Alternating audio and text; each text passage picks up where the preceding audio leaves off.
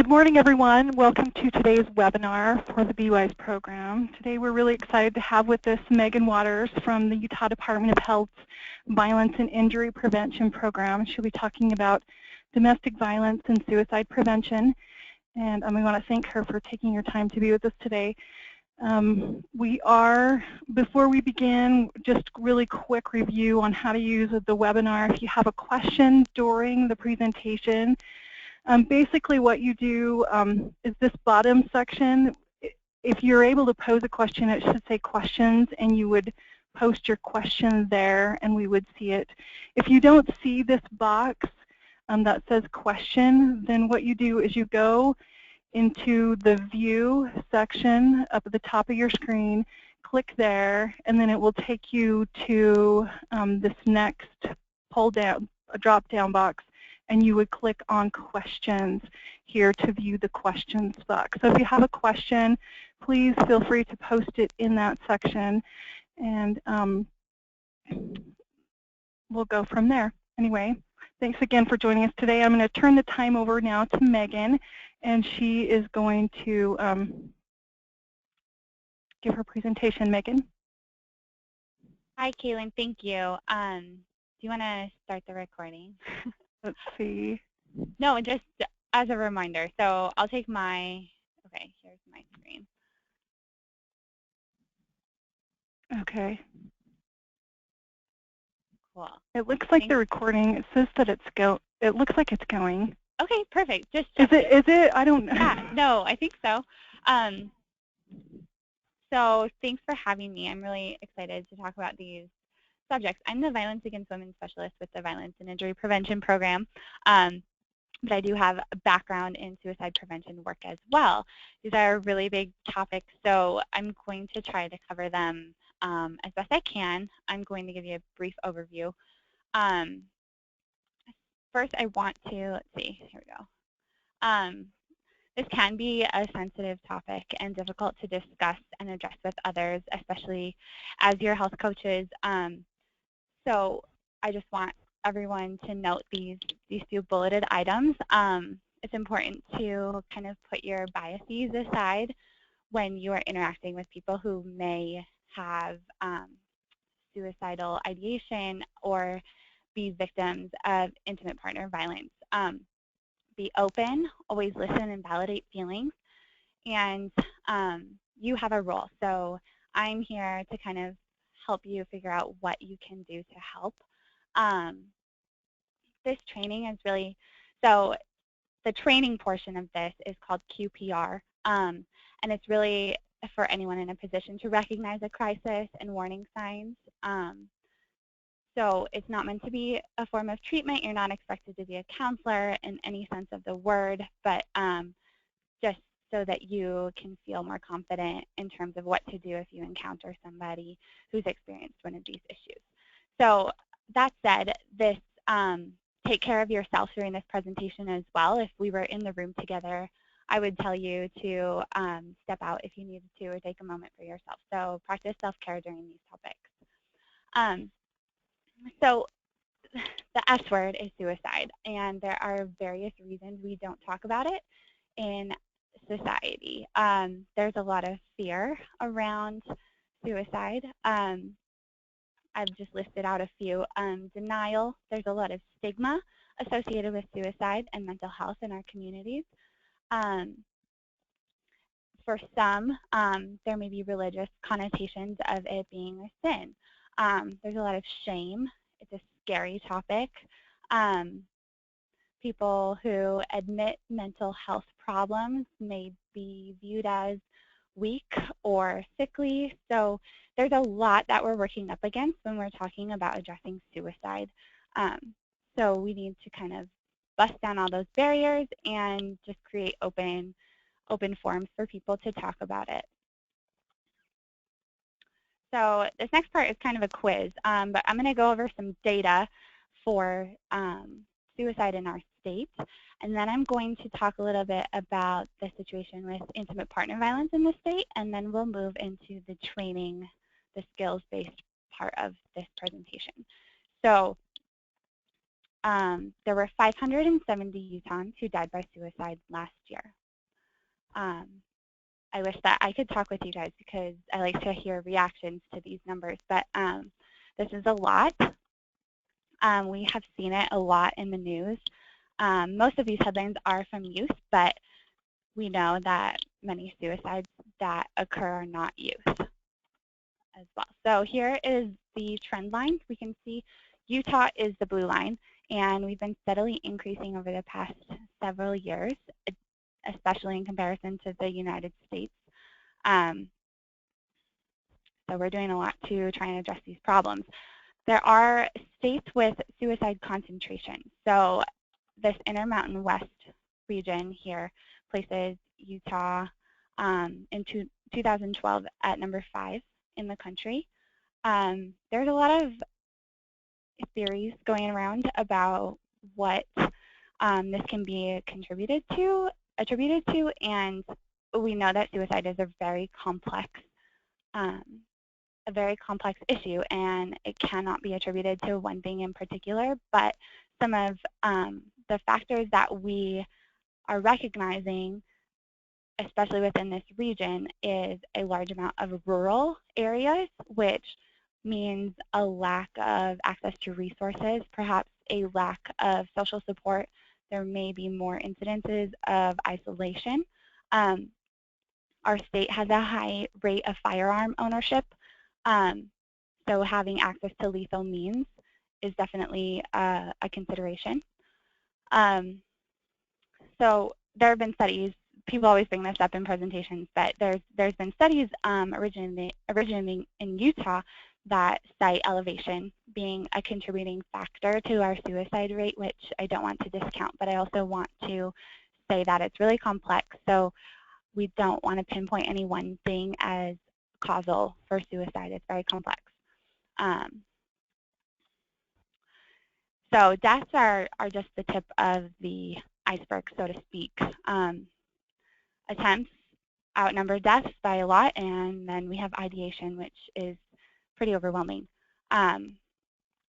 So Utah's rank for serious suicidal thoughts in the past year was actually number 1.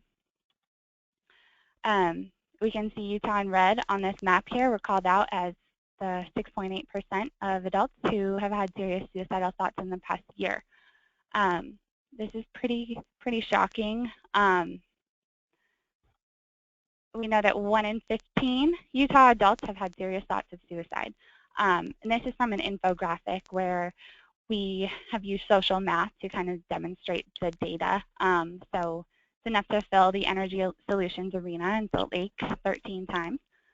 You can see the data on the bottom. In 2013, 570 Utahns died by suicide, which we saw earlier in the presentation. And then 4,348 in 2012 attempted suicide. So this statement is a true or false statement, just asking whether you think that youth ages 10 to 24 have significantly greater risk of suicide than individuals 65 and older, and the answer to this is false. I think this is an especially important point since we hear a lot about youth suicide, but they are definitely not the majority of people who are dying by suicide. And given that your clientele, I believe, is adults in about this age range, the 45 to 54 population, maybe on either side of that as well. Those are all age populations that are at greater risk. So you can see here the 45 to 54-year-olds are experience the highest rates of suicide. Here is a chart. It's demonstrating male-female differences. Males are dying by suicide more often than women. We know that this is for a couple of reasons. Men tend to use more lethal means when attempting suicide. So firearms are more commonly cited in suicides of males. They have about a rate 4 times higher than female suicide rates, but females are reporting more suicidal thoughts. In addition, this graphic kind of shows how many more women are being treated for suicide attempts. So it really has a lot to do with the means of suicide. So the men are using more lethal means. Rates of suicide per 100,000 population, this is just for the 10 to 17 category because they are experiencing a very steep incline in the number of suicides. However, there's a lot being done to curb this. So efforts are very strong in our state, so just to be encouraged by that. I wanted to demonstrate some racial and ethnic disparities in suicide rates. These are specifically for, well, this one actually is for the nation, but we do have some Utah-specific data. So we see the American Indian population is very closely following the white population. White population has the highest rates of suicide, with the exception of some specific communities or age demographics. So we know that access to mental health resources may be a factor in the suicide rate. So overall, this is a little bit outdated, but it's still pretty relevant. We have the American Indian Alaska Native population in Utah experiencing higher rates of suicide. And these are deaths per 100,000 population. I'm going to leave this up here for a little bit. The American Indian population, specifically the younger males, so the 18 to 25-year-old males are experiencing especially high rates of suicide. This is a graph showing the incidence of major depression. We know that more than 90% of people who die by suicide had a diagnosable mental health condition. So just looking at this, we know this is all related. If clients that you have might be struggling with mood disorders, it's important to reach out to that population as well, especially. So we see in this graphic, we have our American Indian and Alaska Native population and the Hispanic or Latino population experiencing a little bit higher incidence of major depression. This I put up here for a youth presentation.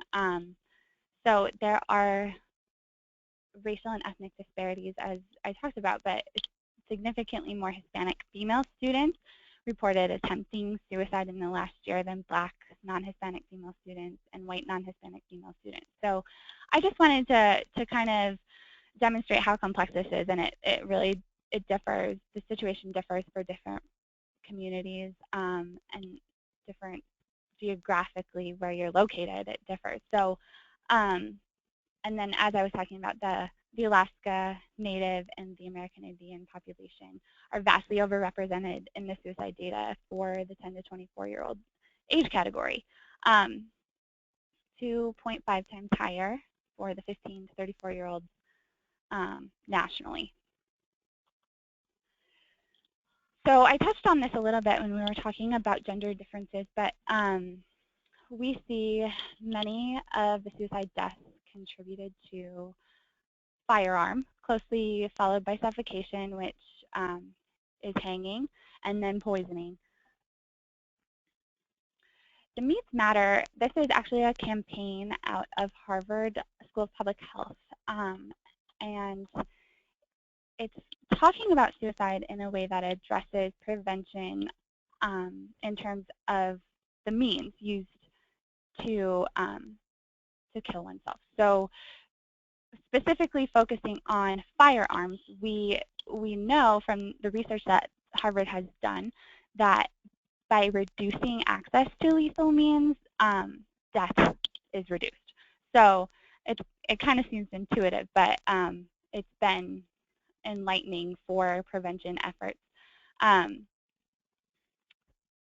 So they have done a lot of studies that kind of back this up, and they've kind of asked suicide attempt survivors how much time passed between their decision to complete suicide and when they attempted, and it's a very short window. So recognizing someone in crisis and securing firearms, securing lethal means, getting rid of pills in the house.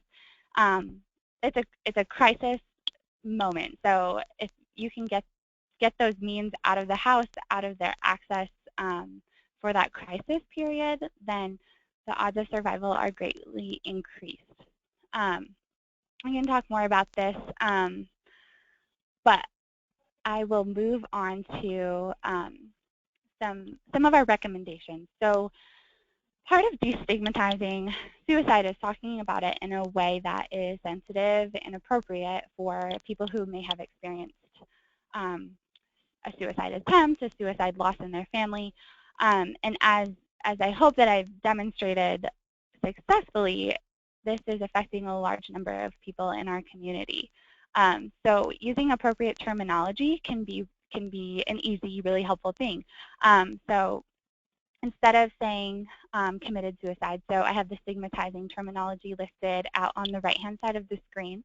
So committed suicide kind of has a connotation of committing a crime.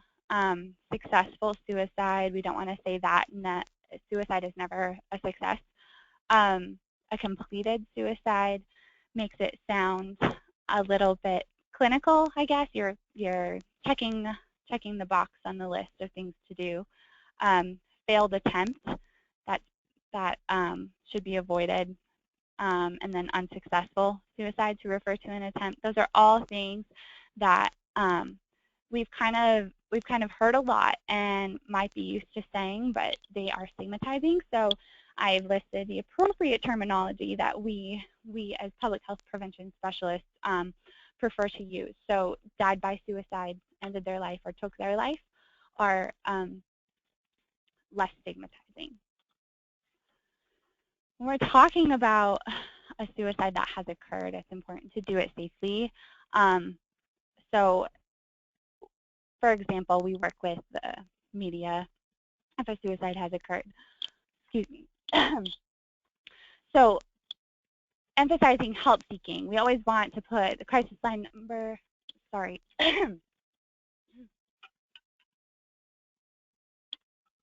We always want to include crisis line information where they can find help, mental health services in articles that are talking about a suicide that's happened. Emphasizing prevention and mental health promotion. So if you or someone you know is struggling, like intervene as soon as possible, find help, get help. Do list warning signs and risk and protective factors in messaging. So tell people what they should be looking for. You don't know what you don't know. So once we can enlighten people about what warning signs can be, they might be more able to recognize it in someone that they work with, live with, you know, anybody. And do highlight effective treatment for underlying mental health problems. Okay, so the don'ts. So when we are talking about a suicide that's happened, we don't want to glorify or romanticize suicide or people who have died by suicide. This happens a lot, especially when there's a celebrity or somebody of high profile that dies by suicide. We don't want to normalize suicide by presenting it as a common event. It doesn't happen all the time. It's not, you know, you don't want to present the suicide as something that was out of the blue. You know, we want to emphasize that there are experiences that a person has been through that contribute to this. It's not due to one thing and one thing only. That makes people more likely to identify with it. So kind of sensationalizing these deaths produces risk for things such as contagion and copycat suicide. So we don't want to focus on any personal details of people who have died or any kind of overly descriptive information about the death. So I hope that helps. I don't know if it's especially relevant, but I think this can inform the way that you talk about suicide and deal with suicide if it's affecting your workplace, your personal life, your professional life. These are good things to keep in mind. So now I want to talk about the connection to intimate partner violence. as I said, these are really big topics in themselves. So I hope that I can cover it in a good amount of detail because they're important. But so we see here, this is a figure representing the prevalence of intimate partner violence reported by adult females during the past 12 months, according to the 2013 Utah Behavioral Risk Factor Surveillance System, which is a survey of the general population. So we see that total, there's about 18.9% experiencing IPV in the last 12 months, with varying rates between age groups. So this bullet at the top, IPV survivors are about 2 times as likely to attempt suicide multiple times. So we know that these are services that should be kind of wrapped up together, and victims of intimate partner violence should be considered for their mental health treatments as well. I do want to talk a little bit about, I think I have a figure coming up actually, but so Utah ranks relatively low for homicide rates, but in terms of domestic violence-related homicides, our proportion is really high. About 42% of homicides in Utah are DV-related, which is alarming, especially in comparison to the nation.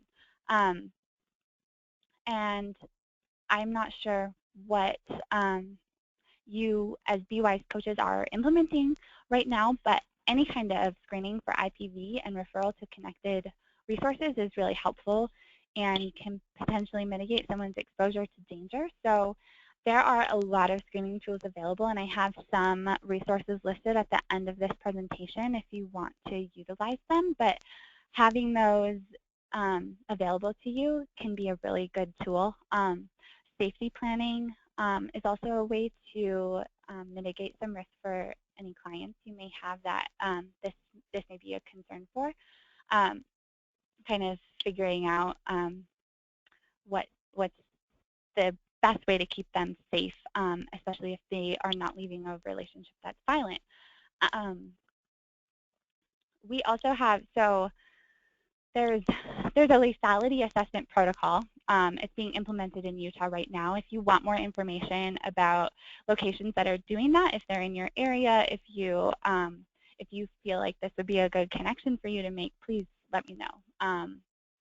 It's kind of exciting that this is happening. Anyway, so here we have overlapping risk and protective factors that I wanted to talk about for intimate partner violence and suicide. A risk factor, I don't know if you already know this, but a risk factor is a condition. It's a characteristic condition or behavior about someone's environment or about their individual person that make them more susceptible or at risk for developing certain behaviors or conditions. So in these cases, developing a suicidal ideation, a suicide attempt, or becoming a victim of violence or perpetrating violence. So weak health, let's see, these are broken down by 4 different layers of influence. So the society, community, relationship, and individual levels. I won't read them all to you, but we can see there's a lot of places that we can overlap. So when we're talking about prevention or making things a little bit better, treating psychological and mental health problems, this is beneficial for both IPV and suicide outcomes. Substance use, witnessing violence. And then on the flip side, we have protective factors, which we don't know as much about. They're harder to study, but they are individual or environmental characteristics, conditions, or behaviors that reduce the effects of stressful life events. So these are things that mitigate risk for violence victimization, violence perpetration, and suicide. The coordination of resources and services among community agencies, I think that one is pretty salient for this audience and for our profession in public health, and community support and connectedness.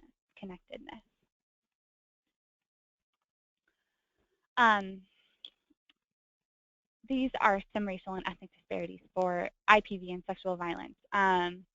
We can see overall that 1 in 3 women and 1 in 4 men have experienced intimate partner violence in their life, meaning a rape, a physical violence, and or stalking by an intimate partner. So it's important to note, because I always get this question, that most violence reported by men was physical violence. But I think there's an assumption in our society that men aren't victims of intimate partner violence, but we can see it's affecting a lot of people, and definitely some underserved communities as well. So American Indian, again, we see with really high rates here. Multiracial, Black, and Hispanic are all kind of topping the chart. Not to say that our white population and the Asian Pacific Islander populations aren't either, but it's very prevalent, and so it's good to be aware so that we can then reach out to our clientele who we're serving, the communities we work in, to kind of mitigate this cycle. This is from the National Violent Death Reporting System. This is a little bit old. There are more than 16 states participating now, but Utah's been participating for a while, and we look at circumstances that lead up to a death. So precipitating circumstances for suicide, you can see here many cited an intimate partner problem leading up to a suicide death. So that's pretty compelling in terms of the connection to these two types of violence. I put this up here because I thought it was relevant, but it really speaks to the cycle, I think, too. So it says psychologists often pay more attention to the violence in a patient's life instead of how hopeless and helpless that violence makes them feel. So it's easy to look at one thing and ignore another, but I think this really speaks to, if someone is experiencing violence at home in their personal life, that in turn can make them feel really helpless and hopeless, which are risk factors for suicide. And then in turn, if someone is feeling really helpless and hopeless, they are more vulnerable to violence that may be perpetrated against them. So it's important to look at the whole picture with this. I threw this up here. I really like this adverse childhood experiences example. I know that you all don't work with children per se, but you probably work with people who have children. And so this was a study that kind of, so we're looking at adverse childhood experiences of Utah people in this next slide. And so it's an 11-question survey that was asked in 2010 on the BRFSS, the Behavioral Risk Factor Surveillance System. And adverse childhood experiences were things such as verbal abuse, having a mentally ill household member, physical abuse, alcohol abuse in the household, witnessing domestic violence at home, touched sexually, touched an adult sexually, raped, so things like this. So the more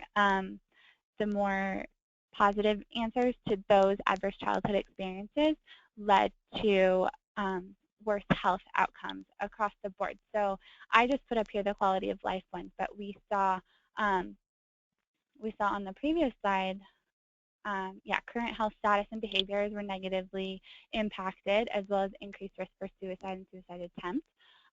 We see very low, or not very low, but lower social support and emotional support for these people reporting more than 5 adverse childhood experiences. So I think the connection here, if we have adults in our care, I guess, it's possible that they were affected by these adverse childhood experiences when they were young.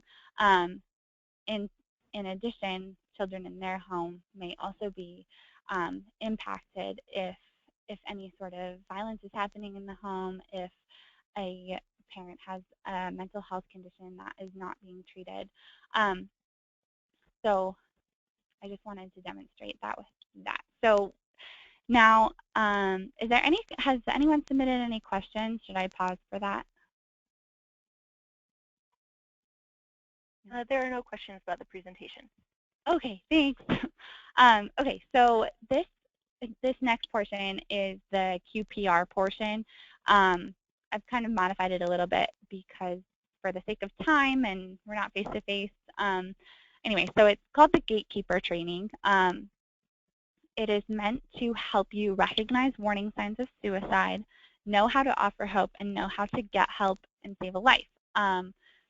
As I said before, you're not expected to be a counselor or to offer any treatment to any clients. So it's just meant to offer hope through positive action. I'll tell you a little bit about the QPR. So question, persuade, refer. This is kind of an analog to CPR. Everyone knows CPR they trained a bunch of people in CPR to recognize warning signs of cardiac arrest and then to perform an action that would then lead to saving that person's life. So in King County, I believe, in the county in which Seattle sits in Washington, they trained, I think, 1 in 4 people in that community in CPR and saw positive health outcomes come from that. So that is one of the kind of examples cited in the development of this QPR training. So the idea is that the more and more people that we can train in QPR to recognize warning signs of suicide and to know then what to do for that person, the better health outcomes we'll have and the more lives we will have saved. So as I said, not intended to be a form of counseling or treatment, only intended to offer hope. So let's see. Sorry. Okay, so the way this is set up, this is part of the core slides from QPR, so I don't necessarily love saying this. So I'm going to focus on the facts, which are really compelling. So if people in a crisis get the help they need, they will probably never be suicidal again. I think that's a misconception. People don't know if there's hope, you know. Okay, so the next one, asking someone directly about suicide intent lowers anxiety, opens up communication, and lowers the risk of an impulsive act. So talking about suicide does not, in fact, increase someone's risk for suicide. I think that on the first slide, when I put up the S word and we talked about why we don't talk about suicide, I think people are scared that talking about it will make it happen, but it's not true. People who might be experiencing suicidal thoughts can feel trapped in those thoughts, and especially with a society or a community that discourages talking about it, it can produce a lot of anxiety. So having an open space and open ears to listen to those feelings can be very, very helpful. This next one, suicide prevention is everybody's business, and anyone can help prevent the tragedy of suicide. For all the reasons we talked about, it is overwhelming. But if you can do just a small referral, a small offering of hope to somebody, it's helpful. So it's not just for our mental health professionals. Like I was saying with the CPR, it's everybody in the community's business to help prevent these tragedies from happening. Moving on to the next slide. Most suicidal people communicate their intent sometime during the week preceding their attempt. So we're going to go over some clues that might be given, and they're not always obvious. So this fact is it's valid, but you don't know what you don't know. I think I said that already, but if we don't know what we should be listening for or looking for, then it can be, a suicide can come as a surprise. But it's important that we educate ourselves on warning signs and behavioral cues that might indicate that somebody is feeling this way. People who talk about suicide may try or even complete an act of self-destruction.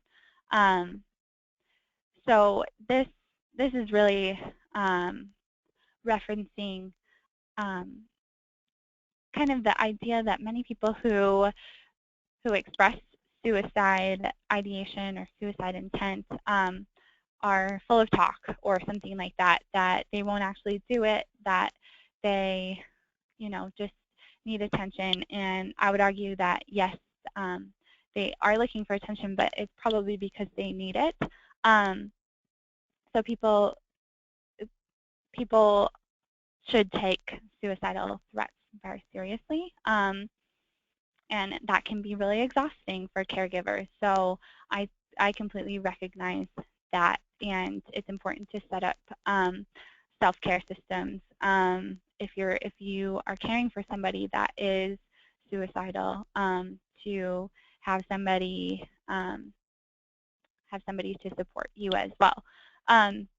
So this last bullet here, suicide is the most preventable kind of death, and almost any positive action may save a life.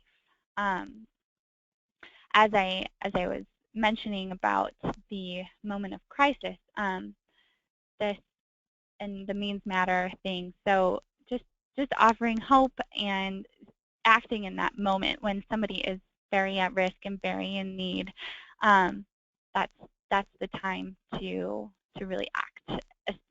Especially all the time, we should be offering these people hope. But yes, so any positive action may save a life.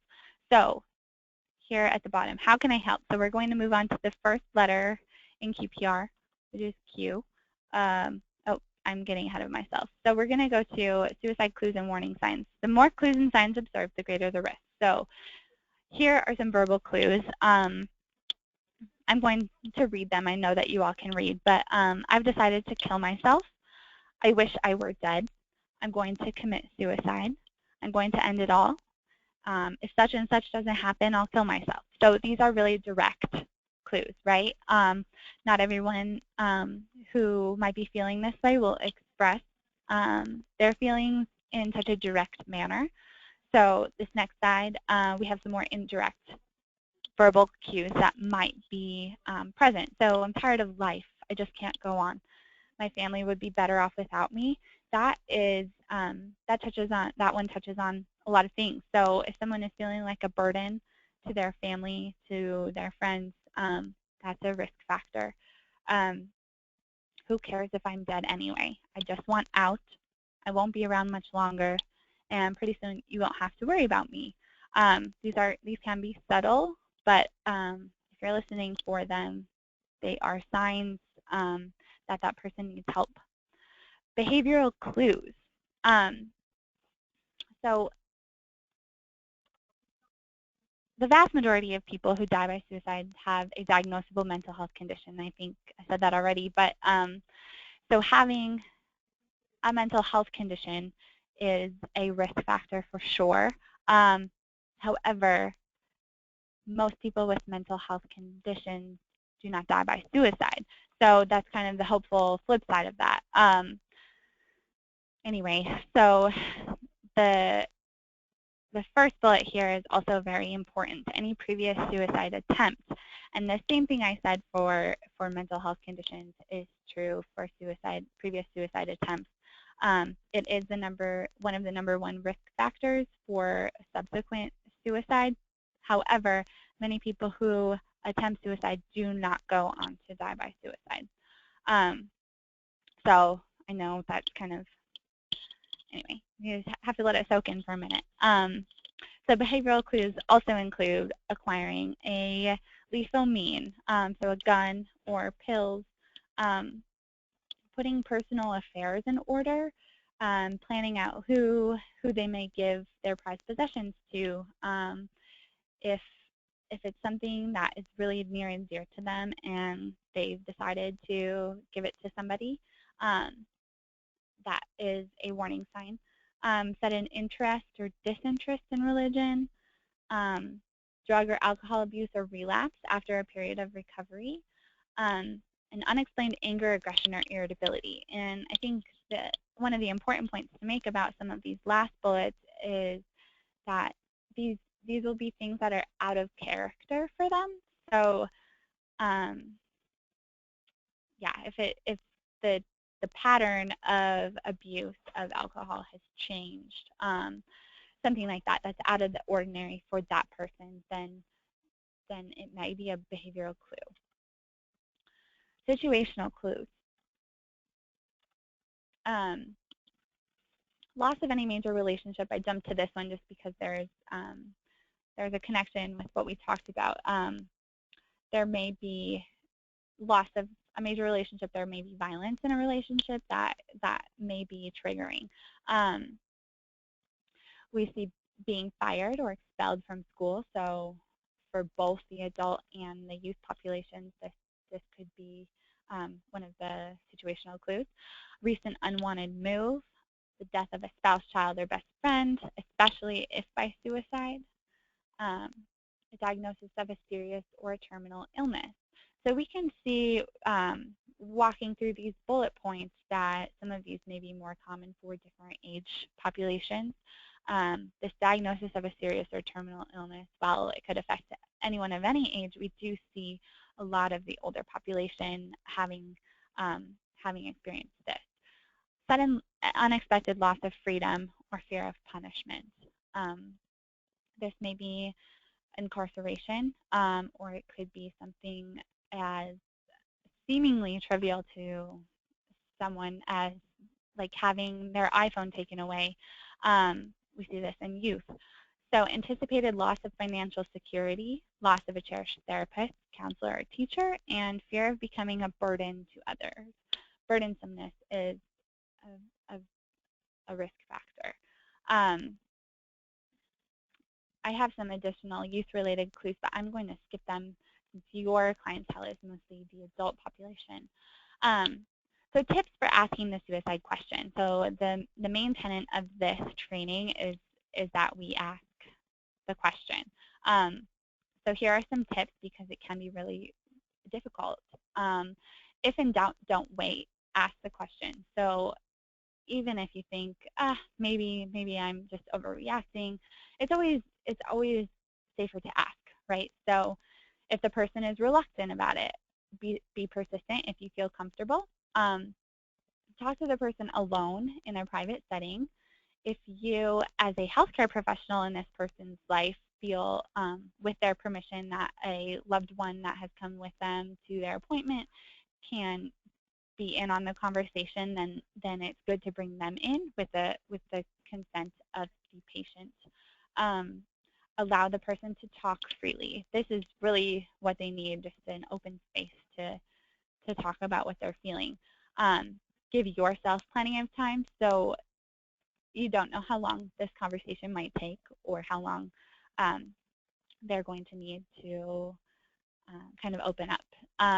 Have your resources handy, and if this is something you want, I can get everyone QPR cards. They're just booklets that go along with this training that you can keep with you. Otherwise, I recommend having the Lifeline number somewhere, having your counselor's name, any other information that might help. So knowing who you can refer this person to immediately. So how you ask the question is less important than that you ask it. So here are just some examples of less direct ways to ask the question. Have you been unhappy lately?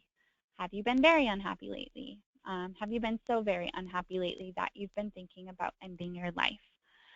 And then, do you ever wish you could go to sleep and never wake up? These are less direct approaches to asking. You may find that that asking more directly will yield more response. So direct approach. You know, when people are upset as you seem to be, they sometimes wish they were dead. I'm wondering if you're feeling that way too.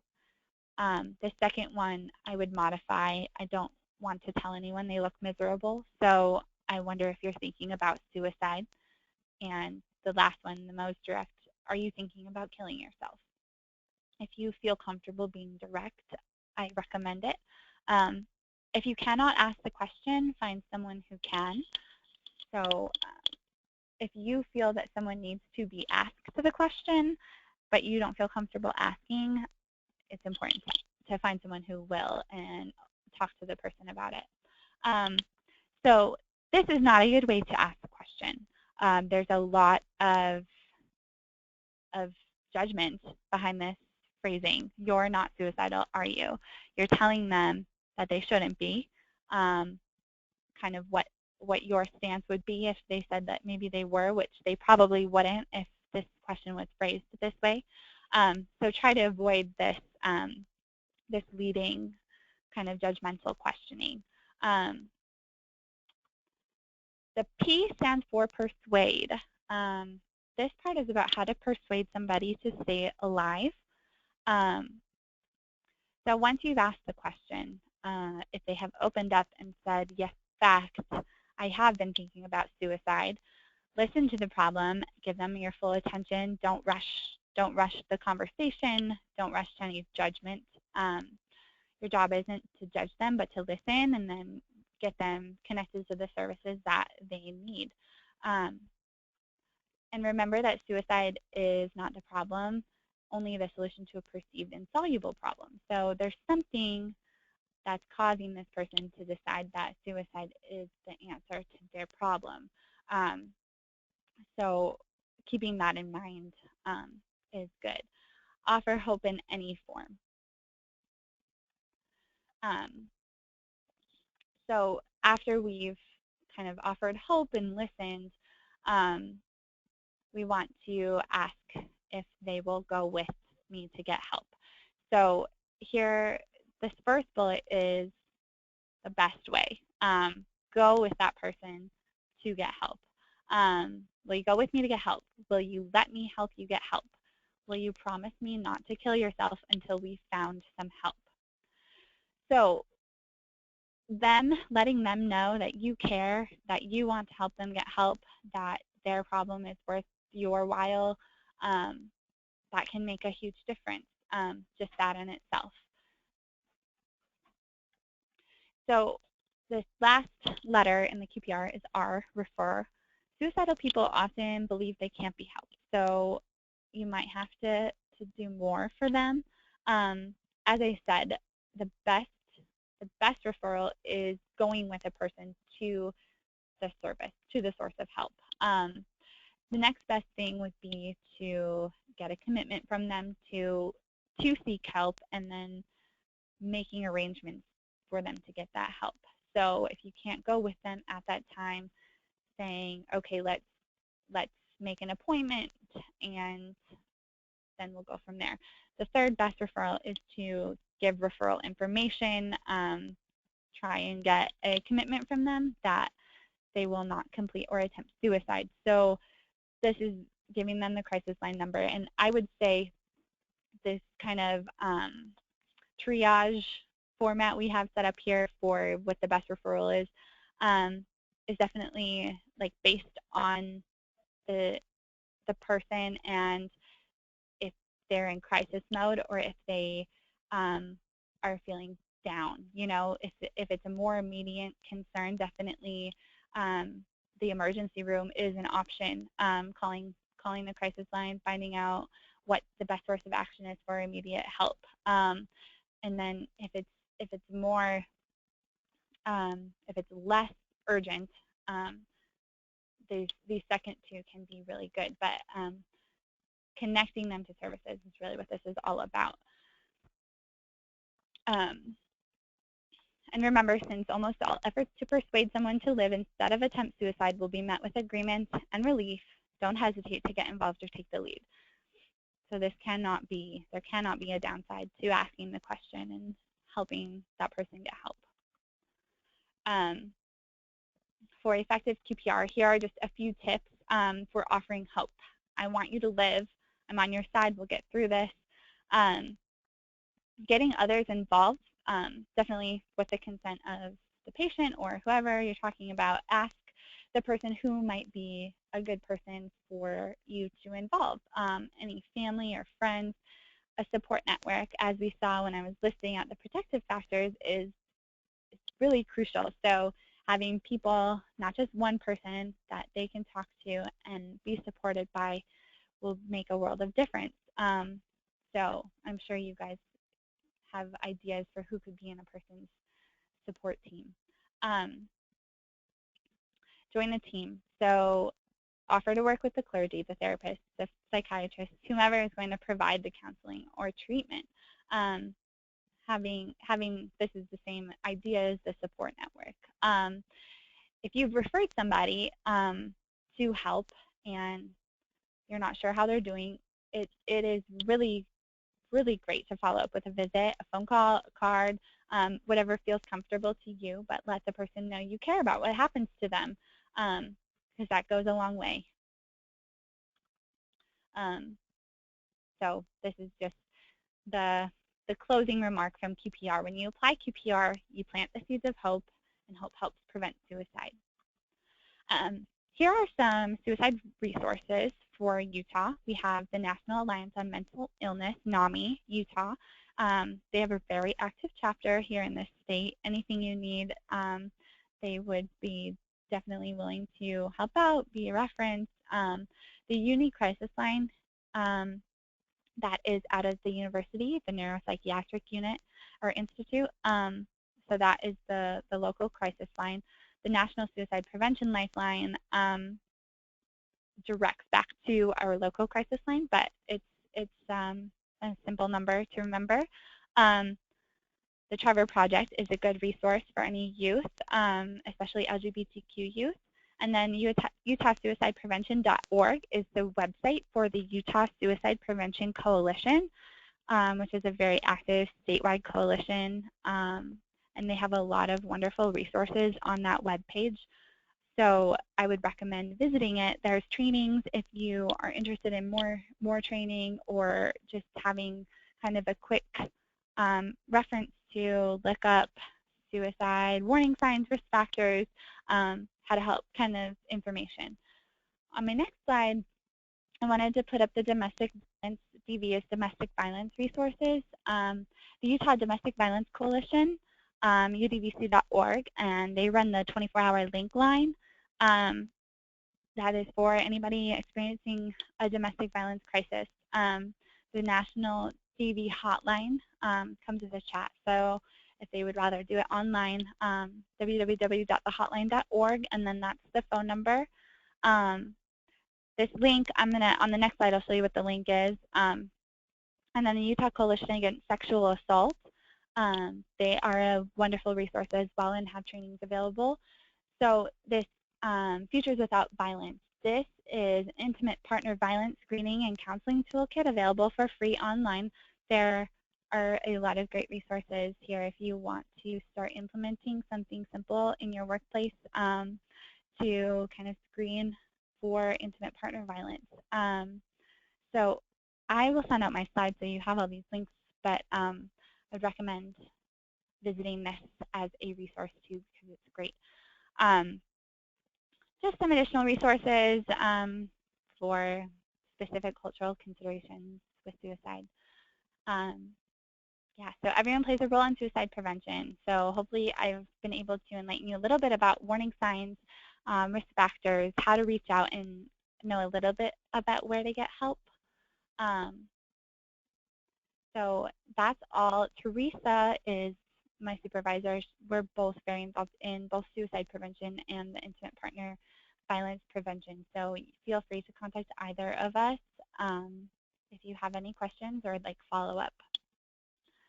And that's all I have. If you have any questions, please feel free to ask them now or chat them. Great, thank you, Megan. As Megan mentioned, you can post your questions down below, or I'm going to take everyone off mute But sometimes we have difficulty with that so that you can ask your questions. So I'll take everybody off mute. Muted.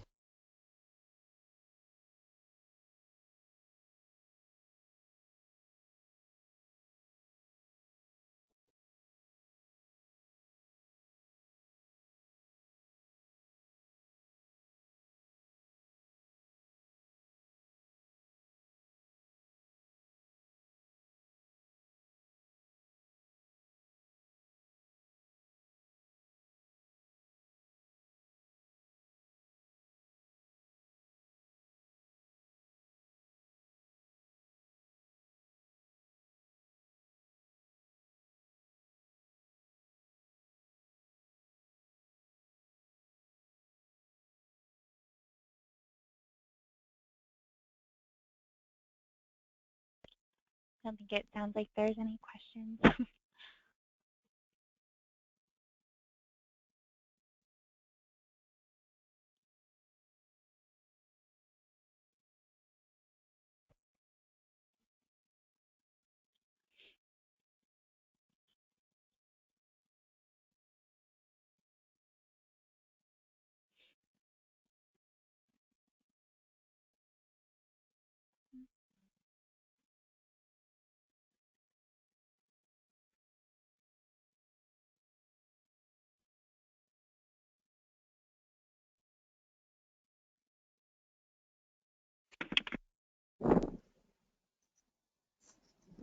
Okay, can you hear me now? Everyone hear me? Okay. I can hear you. Yes. I was talking this whole time and I'm like, Christy's like, I can't hear you. Okay, so everyone, if anyone has questions, you can pose them now to Megan, or the slides we'll send the slides out. Megan has agreed to share her slides with us, and we'll send them out on the listserv and her contact information. Does anyone have questions that they would like to ask online? Everyone should be unmuted. Can you hear me? Yes. Okay, so unfortunately I could not get to the first part of the webinar. I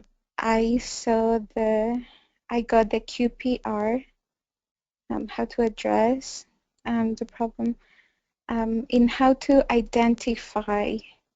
I know that if they have been mentioning or joking around taking up their lives, that's a sign, but my question is, when do I bring it up? I think that you could bring it up at any time if you, I know that some people may feel it's taking things out of, out of proportion if somebody is joking about suicide, but I don't think there's any damage in just asking, like, hey, are you feeling suicidal? Are you thinking about this? And if they say no, then like you've asked the question. Okay. I would say that's what I would say in terms of like people joking about it.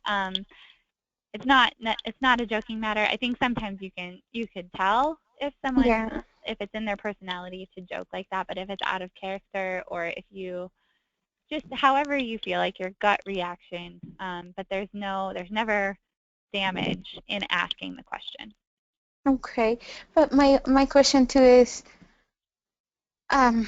would that also help them realize, oh wait, I have been, wow, I shouldn't be joking about this, Would it cause that, and then, or would that also cause them, if they are suicidal and are not willing to share, would that cause them to just close up more? And I don't know if you could hear me. Yeah, I can hear you. My reaction, so those are two questions. So oh yeah, sorry. No, that's okay. Would it cause them to close up about it? My initial thought about that is no. Maybe they wouldn't tell you initially, but they know that you are someone that is willing to talk to them about it non-judgmentally, right? So they may disclose in the future. And your first point about kind of pointing it out to them that maybe they shouldn't be joking about it, I would say that's a positive. Yeah, true. Okay. That's a good point, because I've had experiences when I perceive someone might be, but I'm afraid to ask. So yeah, this is definitely good to know. Oh, good, good. I think I would do it. Mm, Yeah, and like I said, we did that myth buster. There's no, like, talking about suicide does not create a suicidal, like, ideation, So there's no damage in asking it, and if anything, you're letting that person know that you are someone they can talk to and that you don't really treat suicide as a joke, and I think that's pretty beneficial. okay. Okay. Thank you for asking questions. No, yeah, no problem. Okay, are there other questions?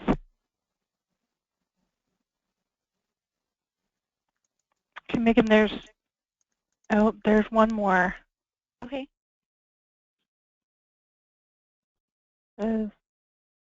Hello? It looks like there's another question, but Okay. Looks like the question might have been about when the slides will be sent out. Okay.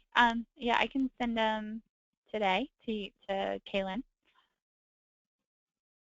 great. And I'll just send them out to the group.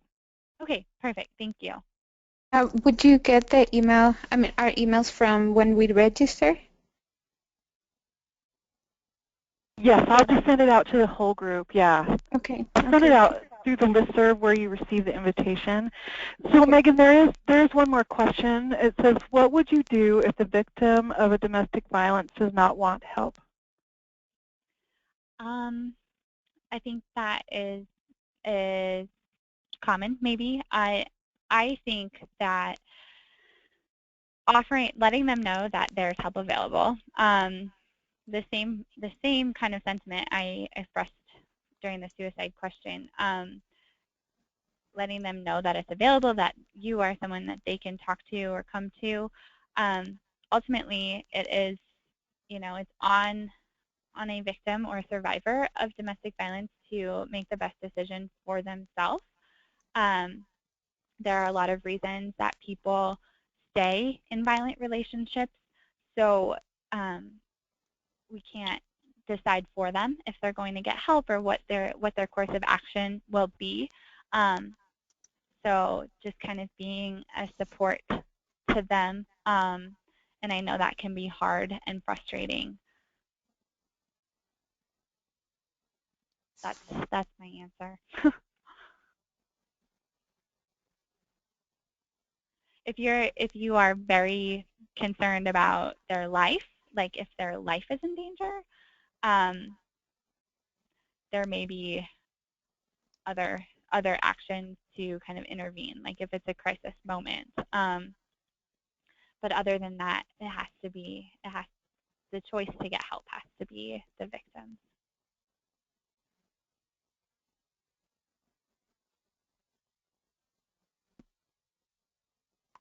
Okay, the next question says, how would you reach out to someone with domestic violence who is being monitored all the time to help them? Can you repeat? How would you help the person being monitored? Go ahead. Sorry, Kristen. Yeah. So how would you reach out to someone with domestic violence who is being monitored all the time? Oh, so maybe being monitored by an abuser. Yeah. That's also really tricky. So if there's ever a private moment to have with that person in a patient setting, I know that people have put up kind of help flyers like the domestic violence crisis line in bathrooms. If that is something that is applicable, having them access that in a private space is really important for their safety. You're absolutely right. I think that can be very problematic, but getting, if you're in a health, I am not sure what format you meet with people, but if you are in a health clinic setting, having the policy that you meet with people alone at least at some point during their session might be beneficial. I know definitely perpetrator behavior is is complex and may not allow for such things, but I think also subtly offering help, like if you ever needed, not specifically saying if you ever needed help with an intimate partner violence situation, but just letting them know that that you're someone that they can reach out to, or saying this person, referring them specifically to a name, not necessarily an organization, that can be of help to them. Potentially about something else. I don't know. You're right. It does have to be very discreet. I hope that helps. That was kind of a mumbo-jumbo answer. Okay, and it looks like the next question, actually it looks like there's a follow-up to that question. What if you did not resolve the problem during the one-on-one session? I guess if the problem wasn't resolved during a one-on-one session, I might do, I don't know what your policies allow for, but follow-up can be really helpful, letting them know, just, hey, how are you doing? Or connecting them. You might make a referral to, if you feel that there's violence in a relationship, making a referral to a victim advocate, or like family services. And they might be able to open up a case if you feel that something if someone's life is in danger.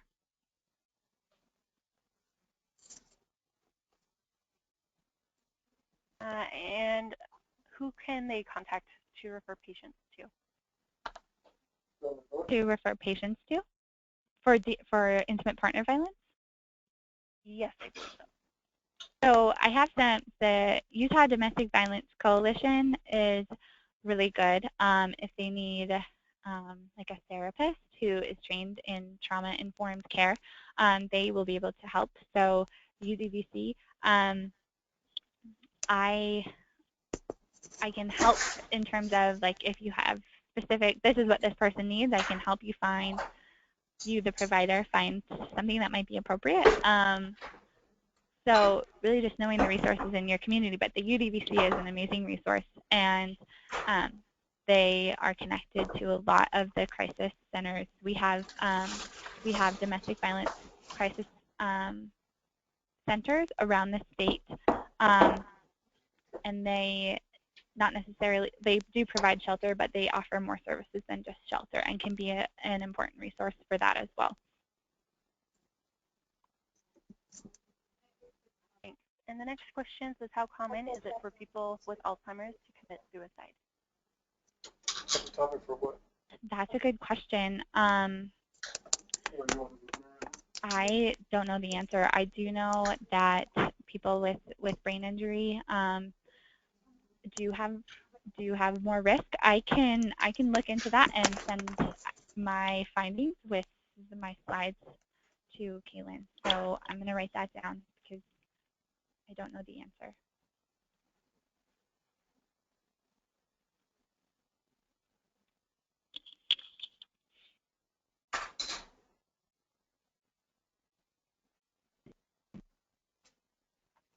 Okay, I think we are, there are no more questions, Megan, at this time. Okay, great, thank you. Thank you so much. I want to thank you, Megan, for taking time out of your day to come and present to us on this sensitive topic, and I'm sure it will be very useful for the clinics and when they interact with patients. So thank you for your time.